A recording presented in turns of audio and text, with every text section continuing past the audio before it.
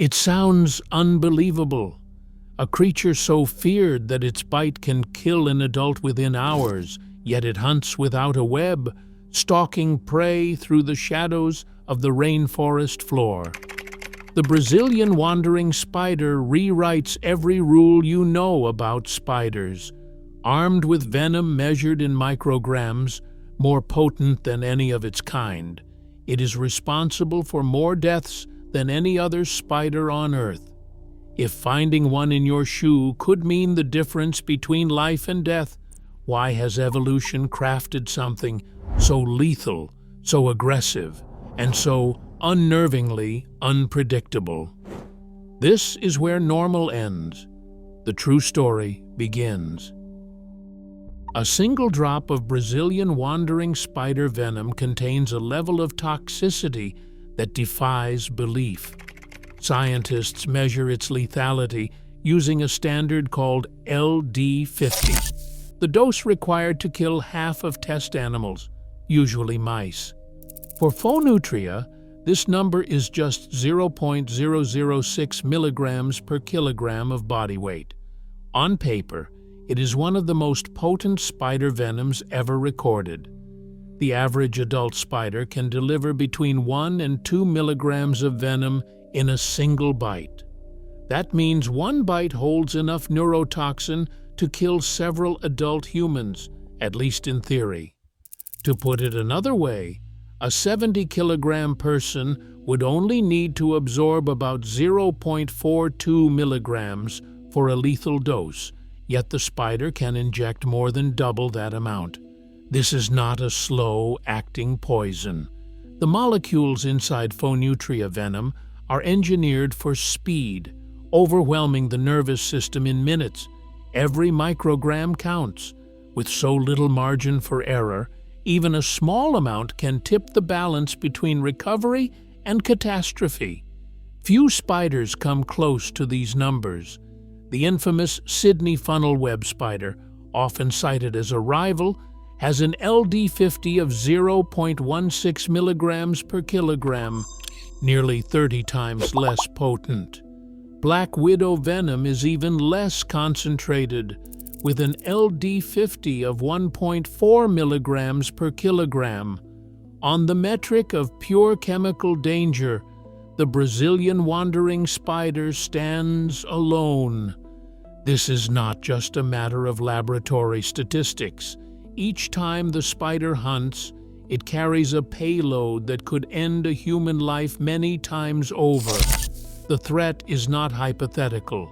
It is measured, calculated, and real. The numbers tell a story of a creature evolved to dominate its world with the barest fraction of a milligram. Inside every drop of Brazilian wandering spider venom is a molecular arsenal designed for cellular sabotage. This venom is not a single toxin, but a cocktail of dozens of peptides, each with a precise job. The most abundant are small, cysteine-rich proteins with a knotted structure, and these are the key to their resilience and potency. Their target is the voltage-gated ion channels that control electrical signals in nerves and muscles. When venom enters the body, these peptides bind to sodium, calcium, and potassium channels on nerve cells. Some force sodium channels to stay open, flooding the neuron with positive charge and triggering a storm of electrical activity. Others block calcium channels, halting the release of neurotransmitters that nerves use to talk to muscles. A third group jams potassium channels, making it harder for nerves to reset after firing. The result is chaos, pain, muscle spasms, tremors, and eventually paralysis. This attack is more than brute force. Certain toxins in the PHTX3 family can also block the reuptake of glutamate, a major brain chemical, leading to overstimulation of the nervous system. Meanwhile, enzymes like hyaluronidase break down connective tissue, helping the venom spread quickly through the body. Within minutes, victims feel burning pain, sweating, and dizziness. In severe cases, the disruption spreads to the lungs and heart, threatening respiratory collapse. This multi-pronged approach is what makes the venom so effective. Each toxin amplifies the effects of the others, overwhelming the nervous system before the body can mount a defense. The timeline is measured in minutes, not hours. A fast, coordinated assault that leaves little chance for escape. For prey, and sometimes for people, the outcome depends on how quickly nerves can recover, or if they can recover at all. Under the dense canopy of the Brazilian rainforest, the wandering spider comes alive.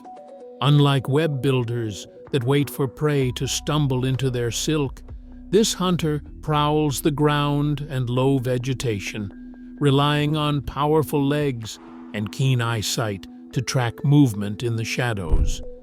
Field observations show phoneutria stalking insects, small lizards, and even other spiders, its body held low and tense, eyes locked on the slightest twitch of a cricket's antenna or the flicker of a gecko's tail. Dr. Gabriel de Andrade, a leading arachnologist at Instituto Butantan, describes the spider's hunting style as pure predation. Once prey is detected, the spider closes the gap in a burst of speed, sometimes covering several body lengths in a single lunge. There is no hesitation. Fangs snap down, injecting a fraction of a milligram of venom directly into muscle or nerve. The effect is almost immediate. Within seconds, the prey's limbs seize or collapse, muscles locking as the neurotoxins take hold. The spider wastes no time, dragging its immobilized catch to a hidden spot to feed. This relentless pursuit is not random aggression. Phoneutria's vision is among the best in the spider world, with forward-facing eyes that judge distance and track movement even at night. Researchers have watched these spiders pivot toward the faintest vibration, then launch a strike with surgical precision. The venom, fine-tuned over millions of years, is tailored for this style of hunting, fast, efficient, and devastating. Every aspect of its behavior points to an animal built for the chase, not the ambush. In the world of spiders, phoneutria is a predator that never waits for dinner to come to it. When danger approaches, the Brazilian wandering spider stands its ground. Front legs lift high, fangs exposed and ready. This is not a bluff. The spider's defensive posture is so distinctive that it has earned the nickname armed spider in Brazil. The display is both a warning and a challenge, a signal that getting any closer will have immediate consequences. Unlike most spiders, which retreat at the first sign of trouble, phoneutria faces threats head-on. The raised legs reveal bold markings on the underside, a visual cue meant to intimidate. The spider sways from side to side, tracking movement with sharp forward-facing eyes. Its body tenses, back legs coiled for a sudden strike. If the warning is ignored, the attack is swift. The spider lunges, delivering one of the most potent venoms in the animal kingdom. Bites are not reserved for prey. Any creature that invades its space, animal or human, can trigger this response. Researchers studying these displays note the spider's willingness to escalate. It will hold its ground even when confronted by much larger animals. Repeated leg raising, rapid lunges, and audible fang clicks have all been documented. In the wild, this posture deters predators and rivals alike. In homes and plantations, it raises the risk of accidental encounters. The threat display is a last line of defense, but it is also a promise. Approach at your own risk. For anyone crossing paths with a wandering spider, the message is unmistakable. Each night, the Brazilian wandering spider sets out on a journey across the forest floor and through tangled vegetation, never retracing the same path twice. Unlike spiders that anchor themselves to a web, phoneutria relies on constant movement, patrolling a territory that can span hundreds of square meters by dawn. This nomadic routine is not just a quirk, it is a survival strategy. Roaming increases the odds of encountering prey, but it also makes the spider's location unpredictable for both its victims and for anyone who might cross its path. Daylight pushes the spider into hiding. It squeezes beneath rotting logs, slips into rock crevices, or tucks itself into the base of a banana plant.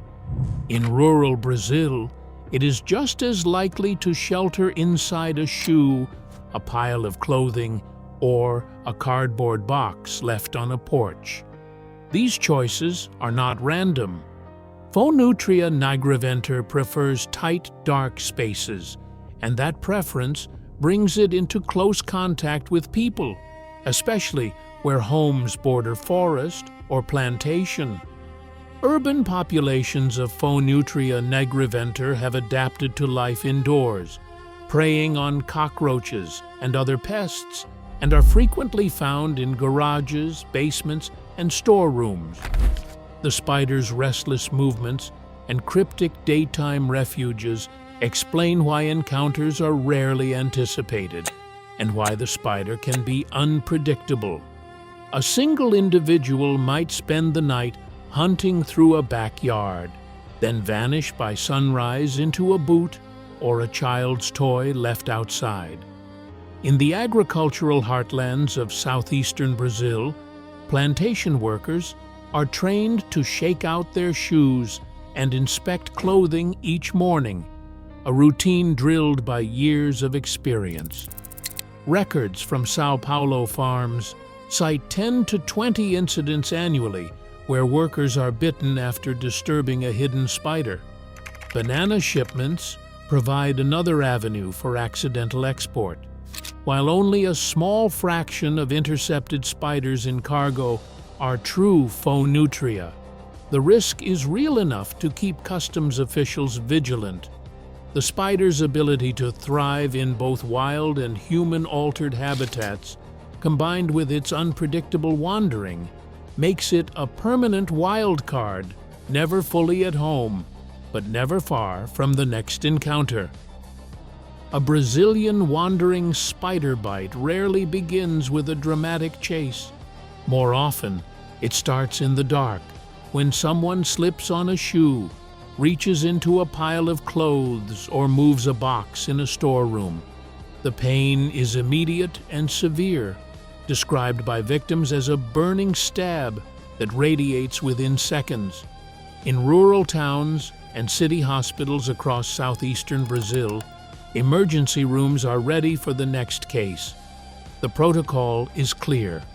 Every suspected phoneutria bite is treated as a medical emergency, especially in children.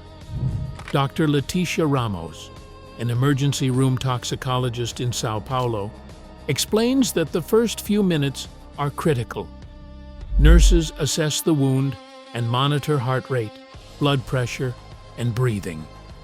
Anti-venom produced by public labs such as Instituto Butantan stands by in refrigerated vials. The next hour determines the course. If symptoms stay local, with only pain and redness, observation and painkillers may be enough. But if the patient develops sweating, vomiting, blurred vision, or muscle spasms, the clock starts ticking. Doctors aim to administer antivenom as soon as moderate or systemic symptoms appear, ideally within the first 2 to 6 hours, though it remains effective for up to 12 hours if symptoms progress. The dose is not scaled to weight or age. Both adults and children receive 2 to 6 vials intravenously, depending on severity. children under 7 years old are at the highest risk of rapid deterioration. In severe cases, additional vials are given, and intensive care support is prepared for respiratory distress or shock. Historical records from Brazil's Amazon and southeastern states document hundreds of deaths before the 1940s, when anti-venom was first introduced. Today, with prompt hospital care, fatalities are rare. National surveillance data show thousands of bites each year, but less than 1% develop life-threatening complications. For most, recovery is measured in hours or days, not weeks. The combination of urgent triage, targeted antivenom, and modern intensive care has turned what was once a near-certain death sentence into a survivable ordeal, if help arrives in time. Deep in the tangled rainforests of South America, survival is a contest shaped by relentless competition and scarcity. The Brazilian wandering spider's arsenal did not arise by accident. In this environment, prey is fast, alert, and often just as dangerous as the hunter. Frogs leap, lizards dart, and even insects have evolved their own chemical defenses. For a predator to catch its next meal, hesitation means starvation. The rainforest's dense understory offers few places to anchor webs, so only the most mobile and adaptable hunters thrive. Phoneutria became a master of movement, stalking and ambushing rather than waiting for prey to come within reach. Its keen eyesight and powerful legs are the result of generations spent outmaneuvering rivals and escaping the jaws of birds or mammals. But the real story is written in venom. The spider's toxins are tuned not just for insects, but for vertebrates, frogs, small rodents, even birds. Each drop is a product of millions of years of evolutionary arms races, where the difference between catching a meal and becoming one is measured in milliseconds. Few predators dare to attack phoneutria. Those that do face a cocktail of neurotoxins that can shut down nerves and muscles in moments. This scarcity of natural enemies allowed the spider to evolve both extreme mobility and a willingness to confront threats head-on. In the rainforest, only the most adaptable and aggressive survive. The wandering spider's combination of speed, vision, and chemical weaponry is a direct response to the pressures of an ecosystem where every night is a test of survival. A female Brazilian wandering spider stands guard over her egg sac, every muscle coiled, ready to attack anything that comes close. Field biologists have learned to approach with caution. Disturbing a nest triggers a display of ferocity rarely matched in the spider world. Unlike most spiders that lay eggs and leave, phoneutria mothers defend their brood with repeated lunges and threat postures, driving off predators many times their size. This maternal aggression is not just for show. Case reports from the field describe females biting snakes, rodents, and even researchers who venture too near their nests. The cost of a single lost egg sac is high in the rainforest, and the spider's willingness to risk injury for her young is a direct product of this environment. Territorial behavior does not end with egg guarding. During the dry season, when resources run thin, males compete for hunting grounds and mates. These contests can escalate quickly. Two rivals circle each other, legs raised, fangs bared. Sometimes a fight ends with a chase, sometimes with injury. In captivity, such encounters are carefully managed to prevent fatal outcomes, but in the wild, only the most aggressive and resilient males hold territory long enough to breed. This intensity, maternal defense, territorial fights, and relentless predation sets phoneutria apart from more reclusive spider species. Yet the same traits that make this spider notorious are now fueling breakthroughs in medicine. Researchers at Instituto Butantan have isolated peptides from phoneutria venom that target pain pathways and neurotransmitter release. The TX3 family, for example, blocks calcium channels involved in chronic pain, offering hope for non-opioid analgesics. Another peptide, called TX26, has inspired research into treatments for erectile dysfunction. What began as a rainforest survival strategy is now a source of drug leads in modern medicine. The Brazilian wandering spider's extremes, its aggression, its venom, and its parental care are not just evolutionary quirks. They are keys to understanding both the dangers and the promise locked inside this remarkable animal. Right now, scientists are studying these spiders' venom for treatments against pain, stroke, and even erectile dysfunction, reminding us that nature's most dangerous weapons can become tomorrow's medical breakthroughs. The Brazilian wandering spider's story isn't just about survival, it is about potential. As our world shrinks and new encounters emerge, the line between threat and discovery grows ever thinner. What we fear today could save lives tomorrow. Thanks for watching.